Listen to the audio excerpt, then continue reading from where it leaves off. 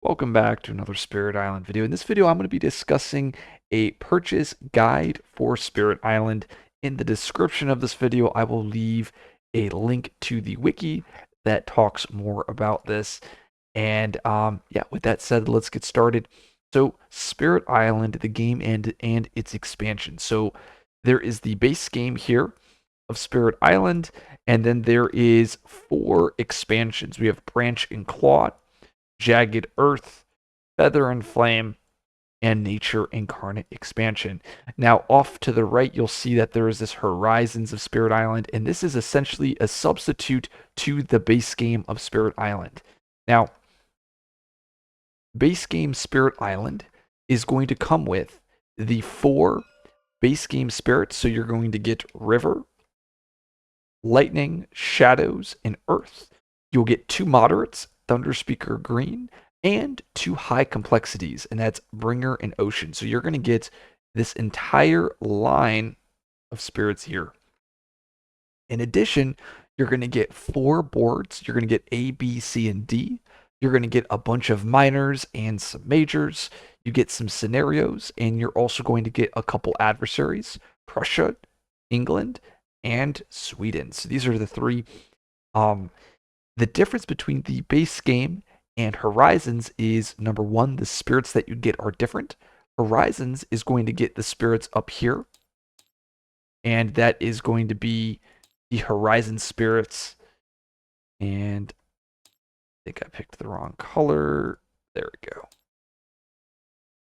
So they're going to get teeth.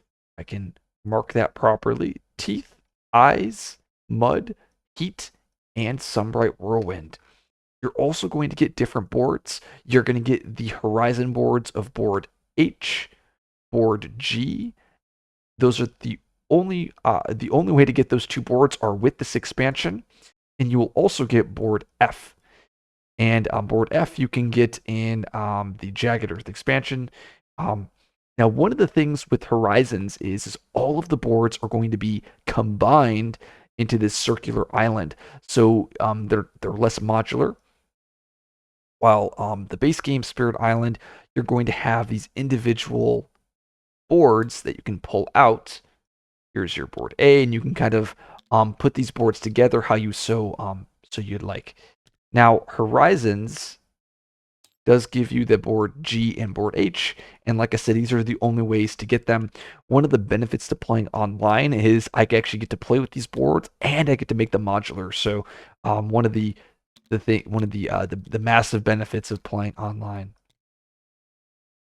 Some of the similarities between the 2 is you're going to get all of the same minors, all of the same majors. So you're going to get all of those power cards.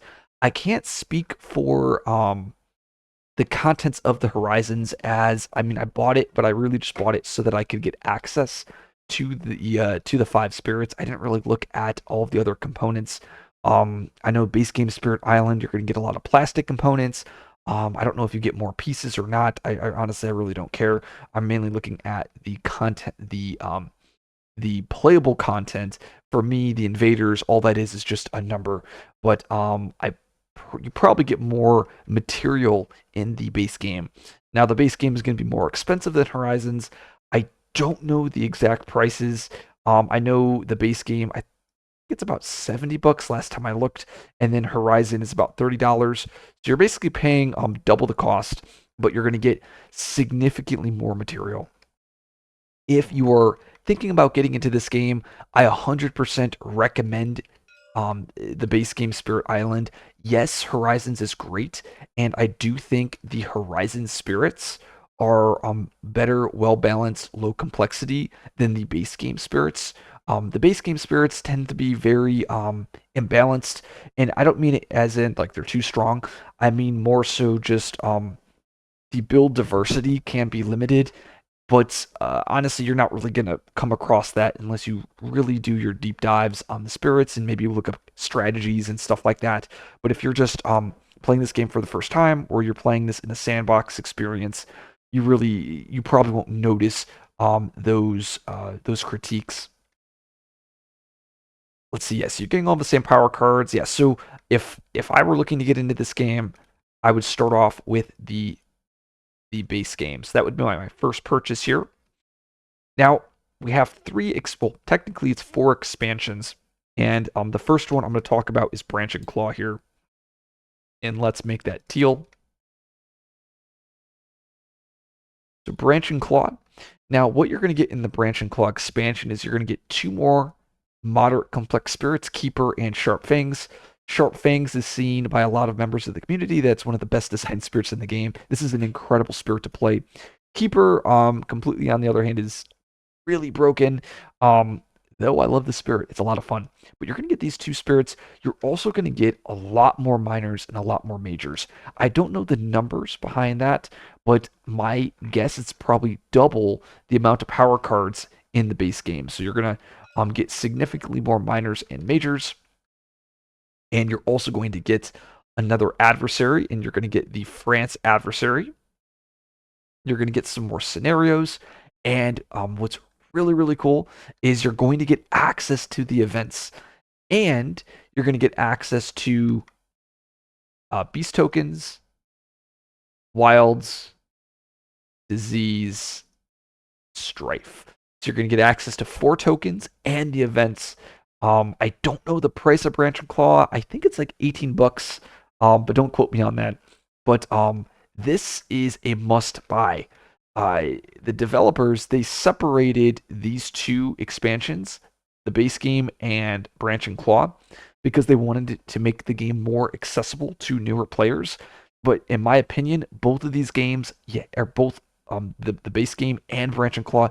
You have to buy both of them to have the complete Spirit Island experience. Events, I know there are a bunch of players that do not play with events, but I highly recommend playing with events. It shakes up the game.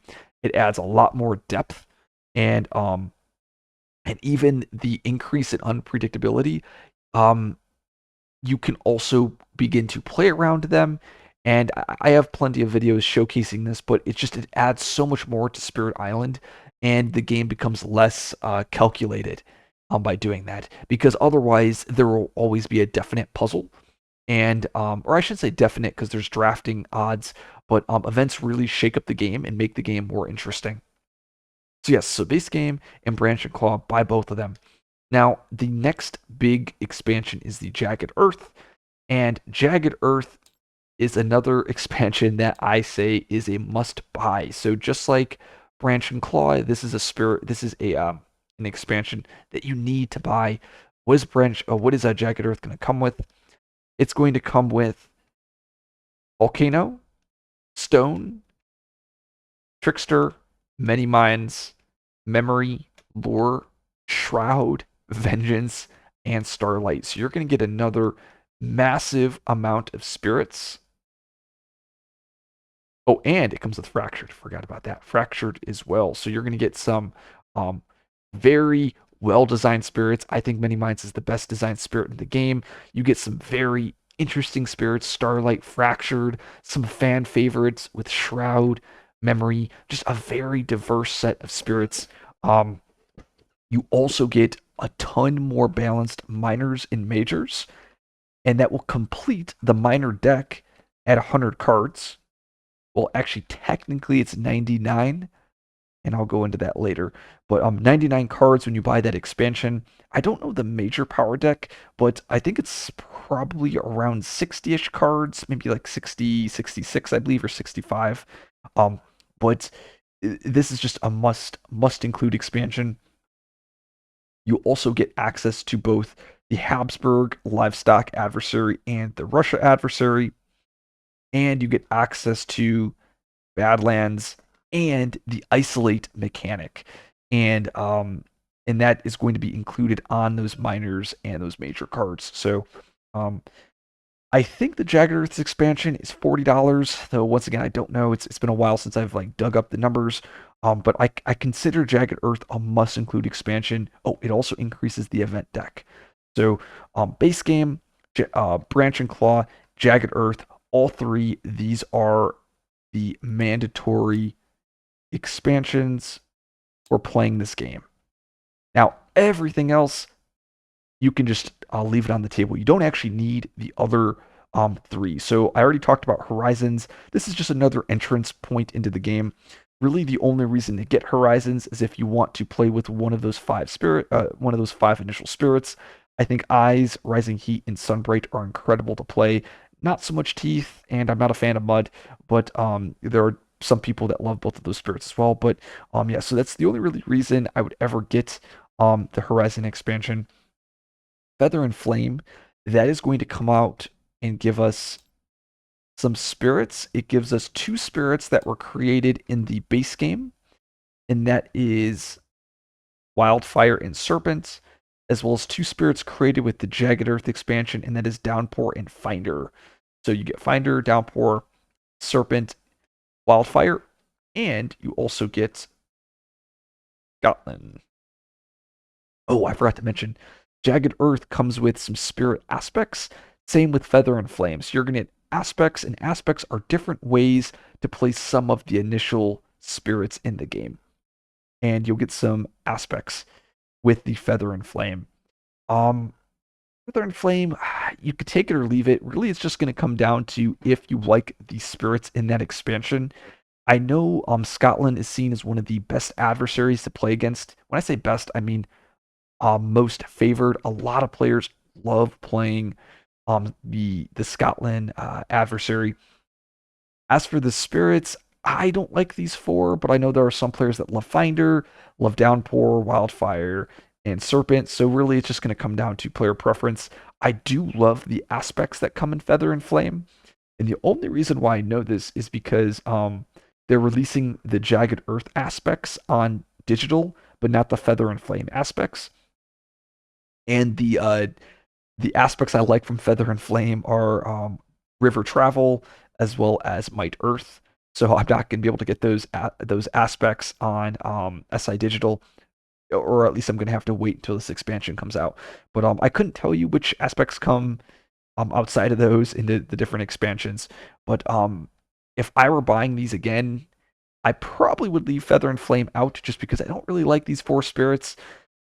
Scotland is nice, but to spend $40 for a single adversary, I'm not sure if I would make that decision. Um, okay, so the very last expansion, we have the Nature Incarnate expansion, and that is going to give us all of the spirits in the bottom row. And we'll do brown, Earth Vigil, Embereyed Behemoth, Roots, Darkness, Voice, Sun, Wounded Waters, and Earthquake. They're also going to come with a lot more aspects for the Jagged Earth expansion. So the aspects from Jagged Earth and Feather and Flame, these aspects give you stuff for the base game spirits, and yeah, just the base game spirits. The aspects in the Nature Incarnate expansion are going to factor in for the Jagged Earth spirits, as well as the Branch and Claw spirits, as well as the base game spirits. And not all of the Jagged Earth spirits get aspects in the Nature Incarnate expansion. Only Memory, blanking, Shroud. Yeah, only Memory and Shroud. And then there are aspects for Serpent as well. Oh, and Wildfire. So I guess there's aspects for the Feather and Flame expansion. Oh, and Lure. Lure has an aspect too.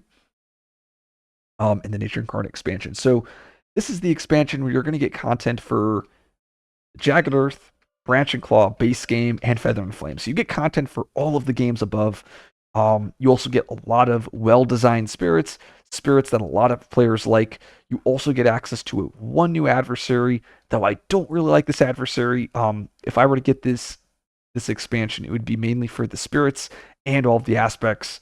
You also get, I think it's 10 more majors. Oh, and one more minor. So they end up banning, or they remove one of the minors that was printed in the Branch and Claw expansion, and they get rid of that minor and they replace it in the Nature Incarnate expansion. I'm not going to get into that, but that ends up making the minor deck 100 cards. So 100 cards after the Nature Incarnate expansion. Now, I would recommend buying Nature Incarnate, though I don't think it's necessary. like the 3 expansions above. Like I said, so Spirit Island, Branch and Claw Jacketer, these are all must-buys.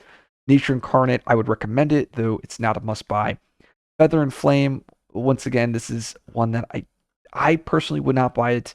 Well, I already bought it, but I don't really use that content.